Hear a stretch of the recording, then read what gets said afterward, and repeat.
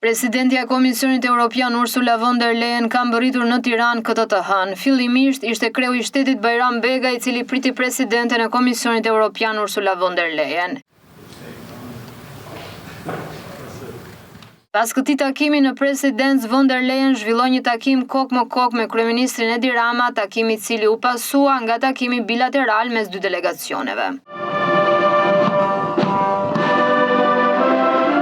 Ky takim në Tiranë vjen në saj të turit që von der Leyen nis këtë të hënë zyrtarisht në Ballkanin Perëndimor. Përpos procesit të negociatave diskutohet edhe plani rritjes prej 6 miliardë eurosh të BE-s për Ballkanin Perëndimor për periudhën 2024-2027. Ndërkaq Tirana mirëpret këtë të hënë dhe të martë forumin e parë të investimeve Bashkimi Evropian Ballkani Perëndimor, një ngjarje që bashkon vendet e Ballkanit Perëndimor, vendimarrësit e Bashkimit Evropian dhe investitor nga e gjithë bota. I mbështetur nga Komisioni Evropian, ky forum synon të forcojë bashkëpunimin ekonomik dhe mundësinë e investimit midis vendeve të Ballkanit Perëndimor, Shqipërisë, Bosnjë-Hercegovinës, Kosovës, Malit të Zi, Maqedonisë së Veriut dhe Serbisë dhe shteteve anëtare të Bashkimit Evropian. Presidentja e Komisionit Evropian ka zhvilluar takime her pas here me udhëheqësit e vendeve të Ballkanit Perëndimor, me fokus procesin e negociatave për antarësim, që kur ka marrë këtë detyrë, von der Leyen e ka shprehur se është e përkushtuar ndaj zgjerimit të Bashkimit Evropian.